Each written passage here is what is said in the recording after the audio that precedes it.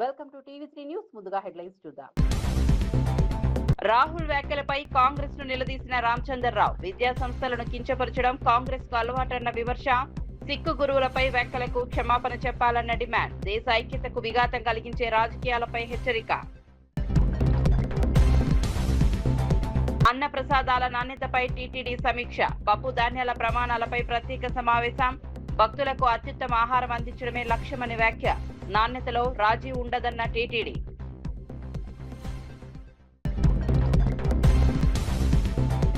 శ్రీధర్ బాబుకు కవిత ఘాటు హెచ్చరిక. రాజకీయాల్లో హుందాతనం పాటించాలని సూచన. ప్రజా సమస్యలపై దృష్టి పెట్టాలన్న కవిత. తెలంగాణ ప్రజల తీర్పే అంతిమమని వ్యాఖ్య.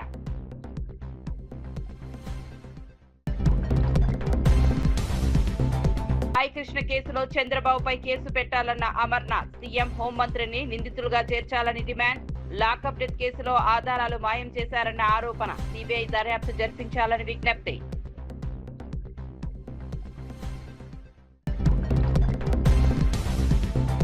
విద్యార్థుల భద్రతపై సజ్జనార్ కీలక సూచనలు. మైనర్లు వాహనాలు నడపడం సహించబోమన్న హెచ్చరిక. డ్రైవర్లపై పర్యవేక్షణ పెంచాలని సూచన. పిల్లల భద్రతలో రాజీ లేదన్న సజ్జనార్.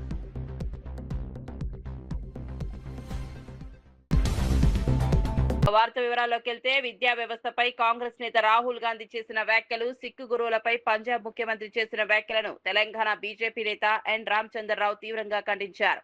హైదరాబాద్ లో నిర్వహించిన మీడియా సమావేశంలో ఆయన మాట్లాడుతూ, దేశంలోని ప్రతిష్టాత్మక విద్యా సంస్థలను కించపరచడం కాంగ్రెస్ కు అలవాటైందని విమర్శించారు. సిక్కు గురువుల చరిత్ర, వారి త్యాగాలను అవమానించేలా మాట్లాడడం అత్యంత బాధాకరమని పేర్కొన్నారు.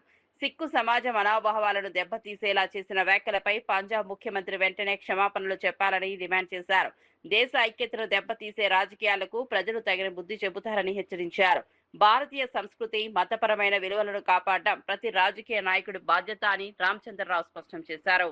The education system should be in a different pattern when competing with the world. And today, Mr. Modi's education policy is in that direction. Mere criticism on the education system of the country will not stand, and it is not tenable also, because Congress itself has spoiled the education system in the entire country. They tried to anti-Indianize it. They tried to, in fact, make the people study under the urban Naxals who are supposed to be the main academicians, and then so therefore they have always neglected the nationalist point of view in academics. So now I think slowly the people and the students are going towards nationalistic point of view, and just because certain elements who are against Indianization of the education, against the nationalistic thinking of the education, are opposing it, and Rahul Gandhi supporting them without any thinking over it. So I think Mr. Rahul Gandhi should understand first that the education system is now changing as per the need of the world and international standards. BJP party has destroyed TMC and now Shiv Sena, Uday Thackeray party, and recently the SP party. In Maharashtra, they are giving security to the MPs. Security has to be provided to the people who have a threat from their own party because of their differences with the leader. Because the life of any person, even a small citizen, is very important. And therefore, when the MPs have their threat from their main party leaders and they threaten them, so naturally they seek security. And providing them widespread security by the state is a must, because they have been threatened, and to protect them is a duty of the state. BJP party has started main game in UP also. They are targeting SPM. In fact, the breaking of the parties of either it be TMC or UBT or what it may be, they are falling on their own weight. BJP has nothing to do with it. In fact, these people are having their own differences, and now it are coming to fore, and every person is now looking after their political future. And when they see that their leaders are actually not having people support, so definitely there will be a disturbances in their own party. So what is all happening in their parties, it is their business, it is their internal affairs, and they are falling apart because of their own follies and under their own weight. Being a same community, the Punjab CM Man is commenting on Sikh groups. The religious sentiment of any religion has to be respected. And Mr. Man, who is from Punjab, he is also Punjab CM. He had heard the sentiments of Sikhs largely in Punjab. So therefore, the entire Sikh community in Punjab are unhappy with him for his comment on Guru Sahiban. So therefore, he should either apologize or he should tender resignation because of such a insult to the religious leaders in Punjab. Today Rahul Gandhi is birthday leader. Mr. Rahul Gandhi's birth Andhra Pradesh DSC నియామక ప్రక్రియలో తీవ్ర అవకతవకలు జరిగాయని వైఎస్ఆర్సీపీ రాజ్యసభ సభ్యుడు YV Subbareddy ఆరోపించారు. ఢిల్లీలో మీడియాతో మాట్లాడిన ఆయన కూటమి ప్రభుత్వ హయాంలో జరుగుతున్న డిఎస్సి వ్యవహారం దేశవ్యాప్తంగా సంచలనం సృష్టించిన నీట్ పేపర్ లీక్ కంటే పెద్ద కుంభకోణమని పేర్కొన్నారు. లక్షలాది మంది నిరుద్యోగ యువత భవిష్యత్తుతో ప్రభుత్వం ఆటలాడుకుంటోందని విమర్శించారు. డిఎస్సి ఎంపికల్లో పారదర్శకత లేదని, అర్హులైన అభ్యర్థులకు అన్యాయం జరిగిందని ఆరోపించారు. ఈ మొత్తం వ్యవహారానికి బాధ్యత వహిస్తూ విద్యాశాఖ మంత్రి నారా లోకేష్ తన పదవికి రాజీనామా చేయాలని డిమాండ్ చేశారు. నిరుద్యోగుల నమ్మకాన్ని దెబ్బతీసే చర్యలను ప్రజలు గమనిస్తున్నారని వైవి సుబ్బారెడ్డి అన్నారు. స్పోర్ట్స్ కార్పొరేషన్ వీటి ద్వారానో సర్టిఫికేట్లు ఇప్పించి దాని ద్వారా స్పోర్ట్స్ కోటా కింద రిక్రూట్మెంట్ చేయడం జరిగింది. ఇన్ని అవకతవకలు జరిగి నిరుద్యోగ యువకులు, అర్హులైన నిరుద్యోగులు ఎంతో మంది ఉద్యోగ అవకాశాలు కోల్పోయే పరిస్థితి వచ్చి ఈరోజు కోర్టును ఆశ్రయించే పరిస్థితి వచ్చింది. ఇదంతా కూడా ఎట్లా లీక్ అయింది, బయటికి ఎట్లా వచ్చింది అంటే ఈ టెస్ట్ లో డిఎస్సి ఎగ్జామ్ లో ఫస్ట్ ర్యాంక్ వచ్చిన కుర్రోడు జాబ్ రాకపోతే, ఫస్ట్ ర్యాంక్ వచ్చిన కుర్రోడికి యువకుడికి జాబ్ రాకపోతే కోర్టులో వేయటం జరిగింది. కోర్టులో ఈ విషయం బయటపడింది. సో పేపర్ లీక్ అయింది. స్పోర్ట్స్ కోటా కింద ఏ విధంగా అర్హులు ఈ ఫస్ట్ ర్యాంక్ వచ్చిన వాళ్ళు ఉద్యోగాలు రాలా. ఈవెన్ స్పోర్ట్స్ కోటాలో కూడా గోల్డ్ మెడల్ వచ్చిన అతను కూడా ఉద్యోగం రాలా.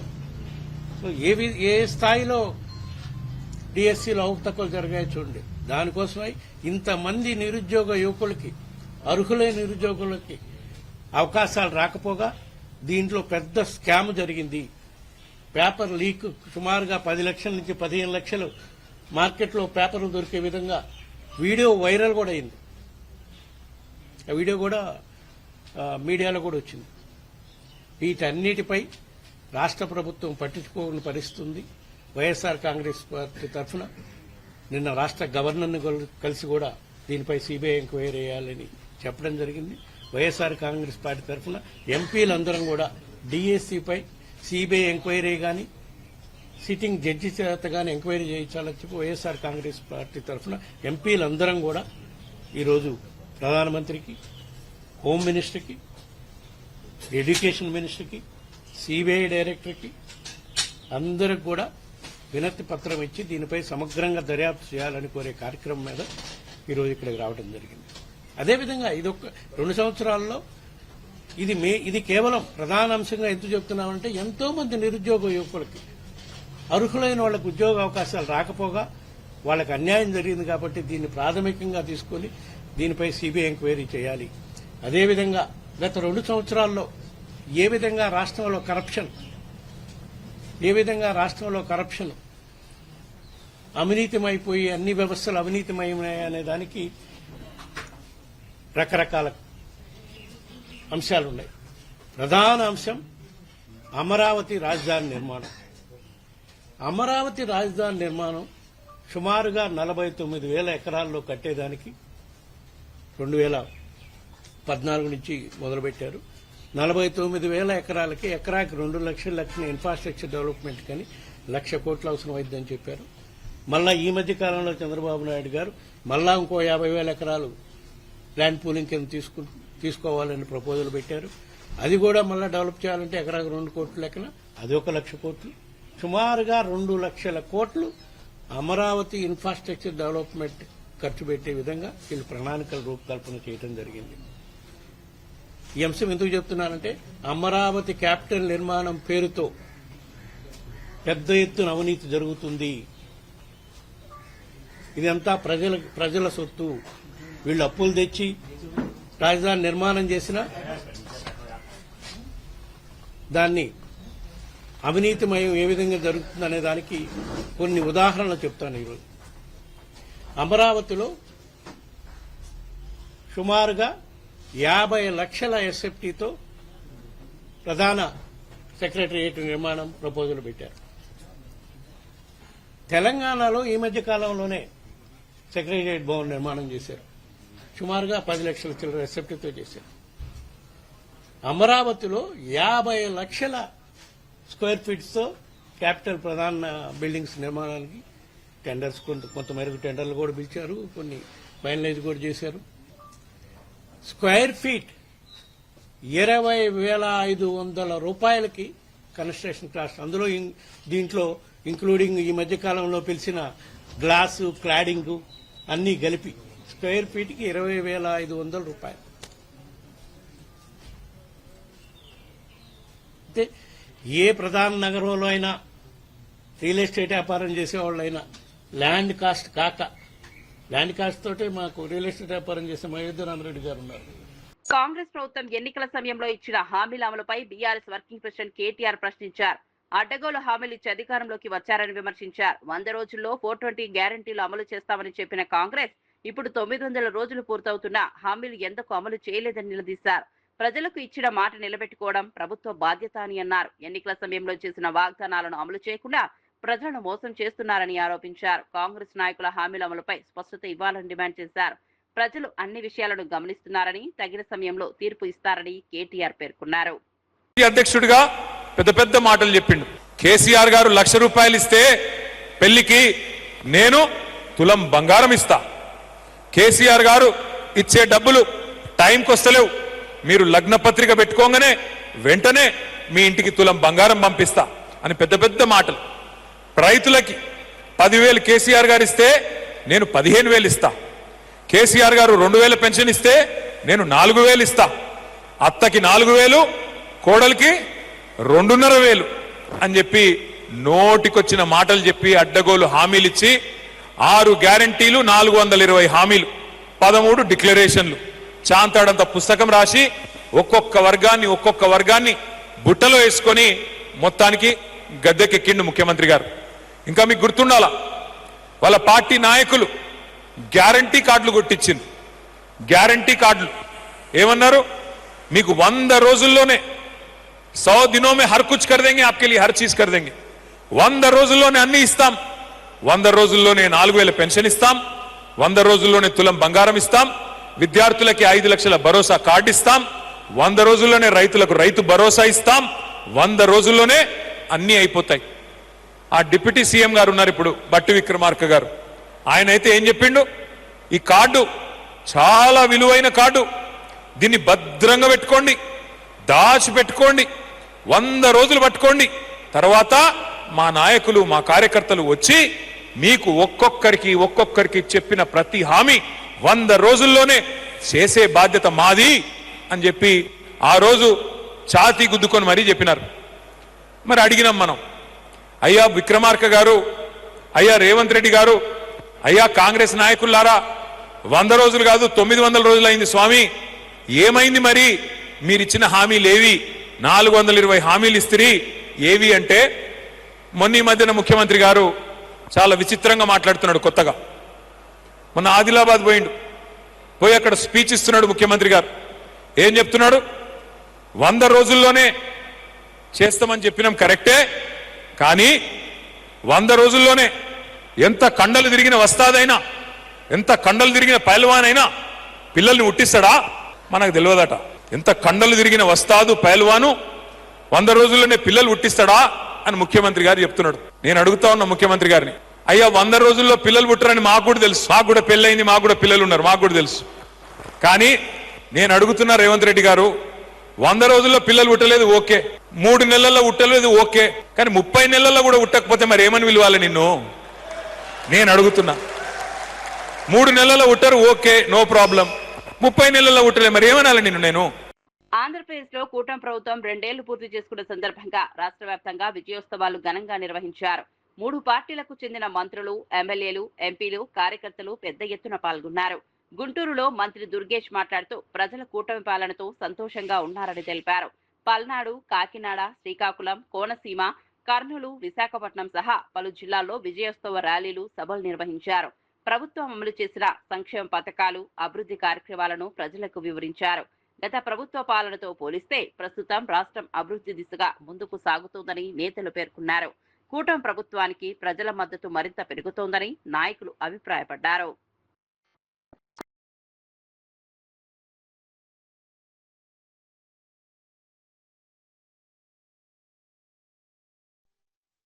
ఆ దుష్ట పరిపాలనకి భిన్నంగా పరిపాలన సాగిస్తా ఉన్నాం. ఈ రాష్ట్రంలో ఎక్కడా కూడా కక్ష సాధింపు ధోరణి లేదు. తప్పు చేసిన వాడు ఖచ్చితంగా చట్టానికి లోబడి ఉండాల్సిందే. శాంతి భద్రతలు కాపాడడం, మహిళల హక్కులు కాపాడడం, మహిళామ్మ తల్లికి అగ్రపీఠం ఇవ్వటం, వీటిని ప్రధానంగా పెట్టుకున్నటువంటి మనం ఈ పక్కనుంటే మహిళల్ని కించపరచడం, వారిని హేళన చేయటం, ఇవన్నీ ఆ పార్టీ యొక్క ప్రత్యేకతలు. చాలా సంక్షేమ కార్యక్రమాలు ఎక్కడా కూడా లోటు లేకుండా చక్కగా జరుగుతూ ఉన్నాయి. మరీ ముఖ్యంగా వినుకొండ ప్రాంతంలో, మాచర్ల ప్రాంతంలో చెరువులు ఉన్నాయి, కానీ చెరువులు పూడికపోయి మాకు వర్షం పడినప్పుడే నింపుకోవాలి, వాటిని బాగు చేస్తే బాగుంటుందని దాంట్లో భాగంగా RRR అని కేంద్ర ప్రభుత్వ స్కీమ్ ఉంది. దాంట్లో 10 చెరువులు ఇక్కడే మనం ప్రతిపాదించడం జరిగింది. వాటిని కూడా మనం శాంక్షన్ చేయించుకోవాలి, వాటి పనులు కూడా చేయించుకోవాల్సిన అవసరం ఉంది. డిఎస్సి నియామకాలపై వైఎస్ఆర్సీపీ తప్పుడు ప్రచారం చేస్తోందని ఎమ్మెల్సీ భూమిరెడ్డి రామ్గోపాల్ రెడ్డి ఆరోపించారు. నిరుద్యోగ యువతలో గందరగోళం సృష్టించడమే లక్ష్యంగా ఆరోపణలు చేస్తున్నారని విమర్శించారు. డిఎస్సిలో ఎక్కడ అవినీతి జరిగిందో నిరూపించాలని పలుమార్లు సవాల్ విసిరినా వైసీపీ నేతలు సమాధానం చెప్పలేకపోయారని అన్నారు. గవర్నర్, ప్రధాని వద్దకు ఫిర్యాదులు చేయడం రాజకీయ డ్రామా మాత్రమేనని పేర్కొన్నారు. బహిరంగ చర్చకు రావడానికి వైసీపీ నేతలు భయపడుతున్నారని ఆరోపించారు. చర్చ జరిగితే వారి ఆరోపణల్లో వాస్తవం లేదని ప్రజలకు తెలుస్తుందని అన్నారు. బొత్స సత్యనారాయణ, వైవి సుబ్బారెడ్డి వ్యాఖ్యలను కూడా భూమిరెడ్డి తీవ్రంగా తప్పుపట్టారు. మీ పాయింట్ ఎక్కడైతే మీరు అనుమానాలు వ్యక్తం చేస్తున్నారో వాటన్నింటిని కూడా నివృత్తి చేస్తామని గతంలో చెప్పాం, ఈ రోజు కూడా చెప్తాం, రేపు కూడా అదే చెప్తాం. కానీ మీరు దానికి పోకుండా బురద తల్లేసి మీరు కనుక్కోమని మాట్లాడుతూ ఉన్నారు. పారదర్శకత లోపిందంటున్నాడు బొత్స. పరీక్షలు పారదర్శకంగా జరిగాయి. మీ బాధ అంతా బొత్స గారి బాధ అంతా ఏంటంటే తెలుసా? ఆయనకు విద్యాశాఖ మంత్రిగా ఉన్నప్పుడు దాదాపు 50 కోట్ల రూపాయలు డబ్బులు తీసుకుని 2000 మంది ఉపాధ్యాయులై బదిలీలు చేయడం జరిగింది. మీ దురదృష్టవశాత్తు ఎన్నికల కోడ్ రావడంతో ఆ బదిలీలు ఆగిపోయాయి. లోకేష్ బాబు గారు విద్యామంత్రి అయిన తర్వాత ఇవన్నీ కూడా అక్రమ బదిలీలు, వీటన్నిటిపైన విచారణ చేసి ఆపివేయడం జరిగింది. ఆ రోజు నుంచి మీరు లోకేష్ బాబు గారి పైన అక్కసును, కోపాన్ని పెంచుకున్నారు. వైవి సుబ్బారెడ్డి గారికి సవాల్ చేస్తానా, ఈ 16,000 మంది ఉద్యోగాల్లో మా పార్టీలో యాక్టివ్ గా ఉన్న ఏ యువకునికైనా యువతికైనా ఉద్యోగాలు వచ్చినట్టు చూపించగలవని అడుగుతా ఉన్నా. నువ్వు నిరూపించగలవు సుబ్బారెడ్డిని సవాల్ చేస్తానా? పాఠశాలలు బాధ్యతాయుత పౌరులను తీర్చిదిద్దే కేంద్రాలుగా మారాలని Hyderabad police commissioner CV Anand Sajjanar అన్నారు. రవీంద్ర భారతిలో ట్రాఫిక్ పోలీసుల ఆధ్వర్యంలో నిర్వహించిన అవగాహన కార్యక్రమంలో ఆయన పాల్గొన్నారు. విద్యార్థుల భద్రత, ట్రాఫిక్ నిబంధనలు, మాదక ద్రవ్యాల నివారణ వంటి అంశాలపై పాఠశాల యాజమాన్యాలు ప్రత్యేక శ్రద్ధ చూపాలని సూచించారు. మైనర్లు వాహనాలు నడపడం ఎట్టి పరిస్థితుల్లోనూ సహించబోమని హెచ్చరించారు. విద్యార్థులను రవాణా చేసే వాహన డ్రైవర్లపై పాఠశాలల్లో నిరంతర పర్యవేక్షణ చేపట్టాలని సూచించారు. పిల్లల భద్రత విషయంలో రాజీ ఉండకూడదని స్పష్టం చేశారు. కార్యక్రమంలో GHMC commissioner RV Karnan, traffic joint CP Joel Davis తదితరులు పాల్గొన్నారు. సో అందుకు మీరు ఓన్లీ మనము సంవత్సరానికి నా స్కూల్ చూస్తాను, ఈ అకాడమిక్ ఇయర్ లేదంటే ఏదో రిజల్ట్ వస్తే నా స్కూల్ ఆ ర్యాంక్ వచ్చింది, ఈ స్కూల్ ర్యాంక్ వచ్చింది అనుకోవడానికి లేదు. ఐ థింక్ మనం కూడా ఒక మార్క్ KPIs పెట్టుకోవాలి. నా స్కూల్ పిల్లలు ఎవరు కూడా మోసపోలేదు, మా స్కూల్ పిల్లలు ఎవరు కూడా యాక్సిడెంట్స్లో నష్టం పోలేదు, అట్లానే మా స్కూల్ మంచి మనము డ్రగ్స్ కేసెస్లో ఎవరు ఇన్వాల్వ్ కాలేదు, మైనర్ డ్రైవింగ్లో ఇన్వాల్వ్ కావలేదని చెప్పి ఒక KPIs పెట్టుకుంటేనే అవుతుంది. కానీ ఏదో ఒక పెద్ద ర్యాంక్స్ వచ్చింది, నేను స్టేట్లో నేషనల్లో ర్యాంక్ వచ్చింది, స్కాలర్షిప్ వచ్చిందని చెప్పుకోవడానికి లేదు. ర్యాంక్స్ ఇంపార్టెంట్ కాదు. ఒక సేఫ్ స్కూల్ ఎన్విరాన్మెంట్, ఒక మంచి సిటిజన్స్గా తయారవుతున్నారు లేదనే పైన మీరు ఆధారపడుతుంది. కానీ ఏదో క్రైమ్లో ఇన్వాల్వ్ అయితే I think you will be utter failure. ఎందుకంటే చూస్తున్నాను చాలామంది ఈరోజు మైనర్ డ్రైవింగ్ చేస్తున్నారు. ఇంకా మైనర్ డ్రైవింగ్ అయినా ఎవరెవరు ఇన్వాల్వ్ అవుతారు వాళ్ళందరి పేరు మీ అందరు కూడా పంపిస్తాను. స్కూల్ యాజమాన్యం వాళ్ళపైన కూడా కఠినంగా వివరించాలి. మైనర్ డ్రైవింగ్ సహించము. అట్లానే పేరెంట్స్ కూడా మనము పేరెంట్స్ పైన కూడా కేసు కట్టడం జరుగుతుంది. ఇంకా వచ్చే రోజు కూడా ఇంకా చాలా కఠినంగా వ్యవస్థను. రాజీవ్ గాంధీ జన్మదినాన్ని పురస్కరించుకుని హైదరాబాద్ SR నగర్ లో కాంగ్రెస్ నాయకులు ఘనంగా వేడుకలు నిర్వహించారు. డివిజన్ కాంగ్రెస్ అధ్యక్షుడు రవికిరణ్ ఆధ్వర్యంలో జరిగిన కార్యక్రమానికి సనత్ నగర్ నియోజకవర్గ ఇన్ఛార్జ్ కోట నీలిమ ముఖ్య అతిథిగా హాజరయ్యారు. కేక్ కట్ చేసిన అనంతరం అన్నదాన కార్యక్రమాన్ని ప్రారంభించారు. కాంగ్రెస్ కార్యకర్తలకు ఇది ఒక పండుగలా నిర్వహిస్తున్నామని నాయకులు తెలిపారు. దాదాపు 200 మందికి అన్నదానం ఏర్పాటు చేసినట్టు వెల్లడించారు. రాజీవ్ గాంధీ దేశానికి అందించిన సేవలను ఈ సందర్భంగా స్మరించుకున్నారు. కార్యక్రమంలో పెద్ద సంఖ్యలో కాంగ్రెస్ నాయకులు, కార్యకర్తలు పాల్గొని నివాళులు అర్పించారు. సెలబ్రేట్ చేస్తున్నారు. ఈరోజు వివిధ డివిజన్స్లో పిల్లలకి బుక్స్ కానీ, స్కూల్ బ్యాగ్స్ కానీ స్కూల్స్లో, అలాగే ఎన్నో జగాల్లో అన్నదానం చేయడం, అలాగే ఆర్ఫనేజెస్లో ఫ్రూట్స్, హాస్పిటల్స్లో ఆర్ఫనేజెస్లో ఫ్రూట్స్ ఇవ్వడం, అలాగే మహిళలకి చీరల పంపిణీ, ఇలాంటి ఎన్నో వేడుకలు అంటే సెలబ్రేషన్స్ అవుతున్నాయి మొత్తం కాన్స్టిట్యుయెన్సీలో. ఇవాళ మీ అందరికి కూడా ఈరోజు మీ అందరికీ కూడా సెలబ్రేట్ చేయడానికి హ్యాపీ బర్త్డే మీ అందరి వైపు నుంచి కూడా రాహుల్ గాంధీ గారికి. Thank you.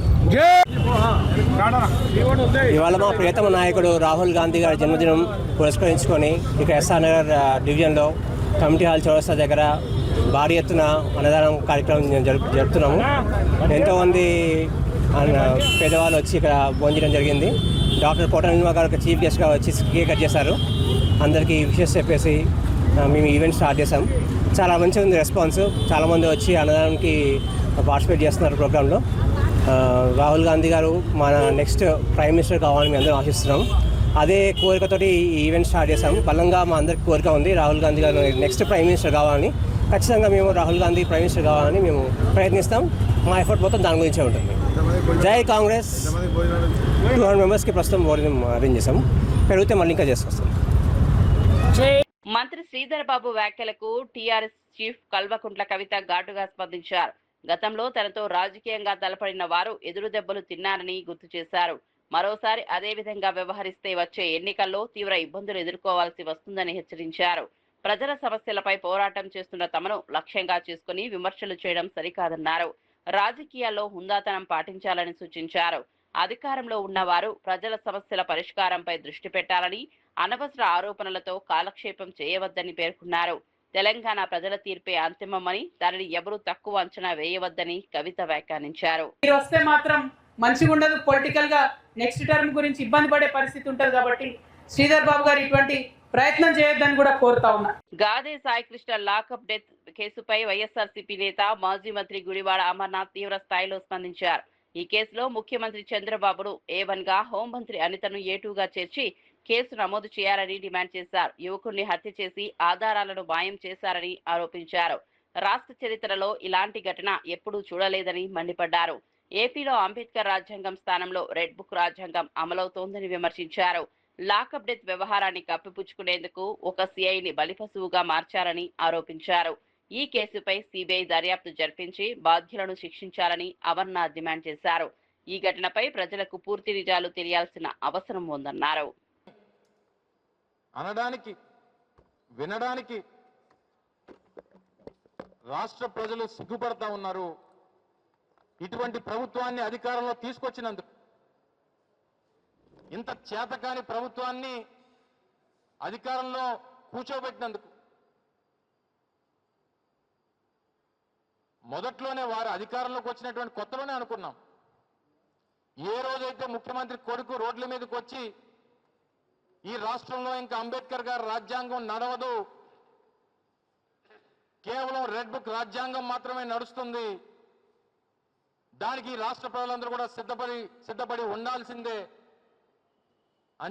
అని చెప్పి ఏ రోజైతే ముఖ్యమంత్రి కొడుకు చెప్పాడో ఆ రోజు నుంచి ఈ రాష్ట్రంలో లా అండ్ ఆర్డర్ అనేటువంటిది పూర్తిగా దిగజారిపోయింది అనేటువంటి దానికి నిన్న జరిగినటువంటి ఘటన ఒక ఉదాహరణ అనేటువంటి విషయాన్ని తెలియజేస్తా ఉన్నా. నిన్న ముఖ్యమంత్రి, ఉప ముఖ్యమంత్రి, ప్రభుత్వ పెద్దలందరూ కూడా కూర్చొని దీని మీద ముఖ్యమంత్రి గారు ఏమా సీరియస్ గా ఉన్నారనేటువంటి ఒక కలరింగ్ ఇచ్చి, మొదట్లో సిఐని విఆర్ అన్నారు, నిన్న సస్పెండ్ అన్నారు, ఈరోజు తెల్లవారు చూస్తే ఆ కృష్ణలంక సిఐ మీద మర్డర్ కేసు పెట్టారు. అంటే ప్రభుత్వం ఆ వ్యక్తిని, సాయి కృష్ణ అనేటువంటి వ్యక్తిని చంపేశాం అనేటువంటి దాన్ని ఈ రోజు పెట్టినటువంటి ఎఫ్ఐఆర్తో నిర్ధారించారు. కోర్టులో ఏం చెప్పారు? 29వ తారీఖు కల్లా కోర్టు ఆ వ్యక్తిని హాజరుపరచమంటే దాని మీద ఎంక్వైరీ చేస్తున్నామని చెప్పి కొన్ని రోజులేమో ఆ కుర్రవాడిని తీసుకొని వచ్చాం, ఎంక్వైరీ చేశాం, విడిచిపెట్టేశామని చెప్పి కొన్ని రోజులు. అసలు ఒక వ్యక్తి మీద వారెంట్ ఉన్న తర్వాత, వారెంట్ ఉన్నటువంటి వ్యక్తిని తీసుకొని వచ్చి స్టేషన్లో పెట్టిన తర్వాత మళ్ళీ కోర్టు తాలూకా అనుమతి లేకుండా విడిచిపెట్టేటువంటి దానికి మీకు ఎవరిచ్చారు అధికారం అనేటువంటిది ఈ సందర్భంగా అడుగుతా ఉన్నాను. ఆ తప్పుడు మాటలు చెప్పడానికి ఎవరిచ్చారు మీకు అధికారం? చివరికి మీరు పెట్టినటువంటి చిత్రహింసలు, మీరు అప్లై చేసినటువంటి 3rd డిగ్రీ, వీటన్నిటిని తట్టుకోలేక మరణిస్తే తీసుకెళ్లి బూడిద చేస్తారా? ఆ తల్లి తాలూకా శోకం చూస్తూ ఉంటే, ఆ తల్లి మాట్లాడుతున్నటువంటి మాటలు చూస్తూ ఉంటే, నా కొడుకుని నాకు అప్పగించండి, ఒకవేళ మరణిస్తే కనీసం ఆ బూడిదనన్నా నా చేతిలో పెట్టండి అన్నటువంటి ఆ తల్లి మాటలు వింటా ఉంటే రాష్ట్ర ప్రజల తాలూకా హృదయాలు తరుక్కుపోతా ఉన్నాయి. అంత చేతకాని ప్రభుత్వం ఈరోజు రాష్ట్రంలో ఉన్నందుకు, అంత చేతకాని ముఖ్యమంత్రి రాష్ట్రంలో ఉన్నందుకు, అంత చేతకాని హోంమంత్రి రాష్ట్రంలో ఉన్నందుకు, అంత చేతకాని పోలీస్ డిపార్ట్మెంట్ ఈ రాష్ట్రంలో ఉన్నందుకు ఈరోజు ప్రజలు తలదించుకునేటువంటి పరిస్థితి. దేశవ్యాప్తంగా ఇది ఒక సంచలనం. దేశ ప్రజలందరూ కూడా ముక్కున వేలేసుకునేటువంటి పరిస్థితి తీసుకుని వచ్చింది ఆంధ్రప్రదేశ్ రాష్ట్ర ప్రభుత్వం, ఈ రాష్ట్రంలో ఉన్నటువంటి పోలీస్ డిపార్ట్మెంట్ అనేటువంటి. మిగిలినటువంటి పోలీస్ అధికారులు కూడా ఇది ఒక గుణపాఠంగా. సాయి కృష్ణ అంశంలో తనపై వస్తున్న ఆరోపణలకు జనసేన నాయకుడు అమ్మిశెట్టి వాసు స్పందించారు. ఈ విషయంపై మీడియాకు వివరణ ఇచ్చిన ఆయన, సాయి కృష్ణ వ్యవహారం తనకు 28 రోజుల క్రితమే తెలిసిందన్నారు. తాను ఎలాంటి సెటిల్మెంట్లు, ఆర్థిక లావాదేవీల గురించి మాట్లాడలేదని స్పష్టం చేశారు. బాధిత కుటుంబాన్ని పరామర్శించేందుకు మాత్రమే వారి ఇంటికి వెళ్లినట్లు తెలిపారు. అక్కడ జరిగిన ఘటనపై వ్యక్తిగతంగా తెలుసుకోవాలనే ఉద్దేశంతోనే వెళ్లానని పేర్కొన్నారు. తనపై కావాలనే కొందరు దుష్ప్రచారం చేస్తున్నారని ఆరోపించారు. వాస్తవాలు తెలుసుకోకుండా తన పేరును ఈ వివాదంలోకి లాగడం సరికాదన్నారు. ప్రజలు అసత్య ప్రచారాలను నమ్మవద్దని, నిజాలు బయటకు వస్తాయని అమ్మిశెట్టి వాసు వెల్లడించారు. అలా పరామర్శించి అక్కడ ఏం జరిగిందో తెలుసుకోవటానికి వెళ్ళటం జరిగింది.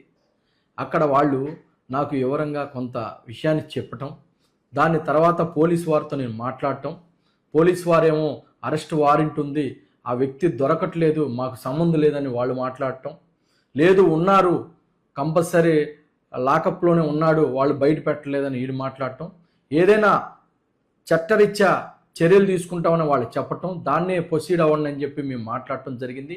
అంతేగాని వ్యక్తిగతంగా ఏదో పోలీసు వారిని వెనకేసుకొచ్చి వాళ్ళ వైపున మేము మాట్లాడింది కానీ ఏమీ లేదు. ఎటువంటి ఇది సెటిల్మెంట్ కానీ ఎటువంటి ఫైనాన్షియల్ ట్రాన్సాక్షన్ కానీ మాట్లాడటం అయితే జరగలేదు. దయచేసి అందరూ అర్థం చేసుకోండి. ఇది కావాలని వైసీపీ నిన్నటి వరకు నా పేరు చెప్పనటువంటి ఆ కుటుంబం ఈరోజు కావాలని వైసీపీ నాయకులు జనసేనని పార్టీని ఆపాదించడం కోసం కావాలని అంబటి రాంబాబు గారు దగ్గరుండి మా పేర్లు చెప్పడం జరిగింది. దయచేసి మీరు అందరూ అర్థం చేసుకోండి. బాధ్యతల తరపునే జనసేన పార్టీ కానీ మేము కానీ నిలబడతాం. ఆ తల్లికి న్యాయం చేయాలనే ఉద్దేశం తప్ప మాకు ఎటువంటి ఆలోచన లేదు. ఈరోజు కూడా తన బిడ్డ తనకు దొరకాలని మనస్ఫూర్తిగా దేవుణ్ణి ప్రార్థిస్తా ఉన్నాం. అదేవిధంగా వాళ్ళకి కుటుంబానికి ఏ అవసరం వచ్చినా ఇప్పుడు ఏదైతే ముఖ్యమంత్రి గారు, ఉప ముఖ్యమంత్రి గారు, డీజీపీ గారు చెప్పారో అక్కడున్న ఆఫీసర్ను కానీ సస్పెండ్ చేయటం, అదేవిధంగా ఒక ఎంక్వైరీ చేయించటం, చట్టం తన పని తాను చేసుకునే విధంగా ఈరోజు కూటమి ప్రభుత్వం తీసుకున్న చర్యలు మీరు అందరూ చూస్తూ ఉన్నారు. దయచేసి ఇది రాజకీయం చేయవాకండి. రాజకీయాలకు సంబంధం లేదు. ఆ వ్యక్తులు ఆ తల్లి బాధ చూడలేక మేము ఇంటికెళ్ళి పరామర్శించిన మాట వాస్తవం, అంతకు తప్ప దీంట్లో ఏ విషయం జరగలేదు. ఏదైనా బాధ్యతల తరపునే మేము నిలబడతామని మేము ఈ మీడియా తిరుమలలో భక్తులకు అందించే అన్న ప్రసాద నాణ్యత, పరిశుభ్రత ప్రమాణాలను మరింత మెరుగుపరిచే దిశగా టీటీడీ చర్యలు చేపట్టింది. ఈ నేపథ్యంలో టీటీడీ అదనపు ఈవో వెంకయ్య చౌదరి పప్పు మిల్లలతో ప్రత్యేక సమీక్షా సమావేశం నిర్వహించారు. పద్మావతి అతిథి గృహంలోని సుధర్మ హాల్లో జరిగిన ఈ సమావేశంలో అన్న ప్రసాదాల తయారీలో ఉపయోగించే పప్పు, ధాన్యాల నాణ్యతపై చర్చించారు. భక్తులకు అందించే ప్రతి ఆహార పదార్థం అత్యుత్తమ ప్రమాణాలతో ఉండాలని అధికారులు స్పష్టం చేశారు. నాణ్యతలో ఎలాంటి రాజీ పడకుండా సరఫరాదారులు వ్యవహరించాలని సూచించారు. తిరుమలకు వచ్చే లక్షలాది మంది భక్తులకు రుచికరమైన ఆరోగ్యకరమైన ఆహారం అందించడమే లక్ష్యమని టీటీడీ పేర్కొంది. నాణ్యత పర్యవేక్షణను మరింత కట్టుదిట్టం చేయాలని సమావేశంలో నిర్ణయించారు.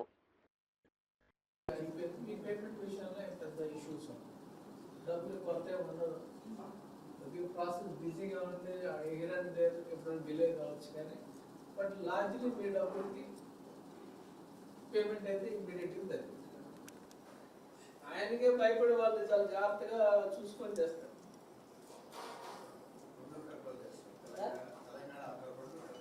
అదొకటి.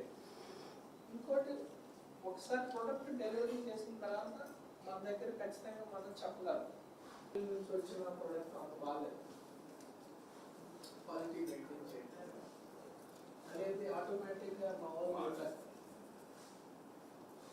చూడంగా చెప్పేసి వాళ్ళు కూడా ఉంటారు. మా లడ్డూలు అయితే అది చూడంగా చెప్పారు, లోపలికి కూడా వెళ్ళాల్సింది చూసి చెప్పారు. సప్లై ఓవరాల్ మంత్లీ ఎంత వస్తుంది, ఓవరాల్ 3 months ఎంత వస్తుంది, ఓవరాల్ ఇయర్లో ఎంత వస్తుంది అవన్నీ మా వాళ్ళు ఇస్తారు. దానికి సంబంధించి ఒక ఎంఓయూ చేయొచ్చు. ఫస్ట్ ఇమీడియట్గా లీగల్గా వెళ్ళాలి కాబట్టి రేట్ని ఎలా డిసైడ్ చేస్తాం, అదే మొత్తం రూల్ ఆఫ్ కంటెన్షన్ మనకి లీగల్గా ఇష్యూ వచ్చేది కదా.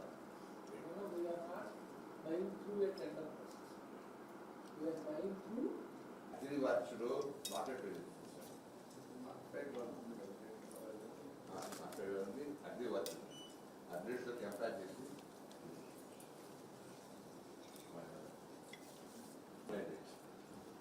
రేట్స్ కంపేర్ చేసుకొని వీళ్ళ రేట్స్ కంపేర్ చేసుకోవాలి. ఎవరి రేట్స్ వీల్చే రేట్స్ దాన్ని కంపేర్ చేయాలి. ఇంతకుముందు ఎట్లా టెండర్ ఇప్పుడైతే టెండర్ ఇచ్చిన రేట్స్ మన దగ్గర ఆ రేటుకి. బులెటిన్ ముగించే ముందు హెడ్లైన్స్ మరోసారి చూద్దాం. రాహుల్ వ్యాఖ్యలపై కాంగ్రెస్ ను నిలదీసిన రామచంద్రరావు. విద్యా సంస్థలను కించపరచడం కాంగ్రెస్ కు అలవాటన్న విమర్శ. సిక్కు గురువులపై వ్యాఖ్యలకు క్షమాపణ చెప్పాలన్న డిమాండ్. దేశ ఐక్యతకు విఘాతం కలిగించే రాజకీయాలపై హెచ్చరిక. అన్న ప్రసాదాల నాణ్యతపై టీటీడీ సమీక్ష. పప్పు ధాన్యాల ప్రమాణాలపై ప్రత్యేక సమావేశం. భక్తులకు అత్యుత్తమ ఆహారం అందించడమే లక్ష్యమని వ్యాఖ్య. నాణ్యతలో రాజీ ఉండదన్న టీటీడీ.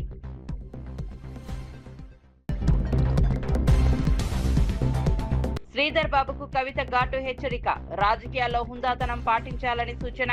ప్రజా సమస్యలపై దృష్టి పెట్టాలన్న కవిత. తెలంగాణ ప్రజల తీర్పే అంతిమమని వ్యాఖ్య.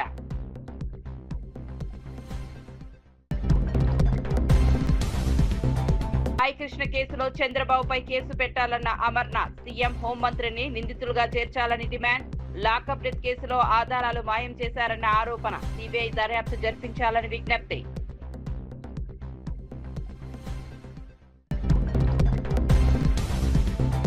విద్యార్థుల భద్రతపై సజ్జనార్ కీలక సూచనలు. మైనర్లు వాహనాలు నడపడం సహించబోమన్న హెచ్చరిక. డ్రైవర్లపై పర్యవేక్షణ పెంచాలని సూచన. పిల్లల భద్రతలో రాజీ లేదన్న సజ్జనార్.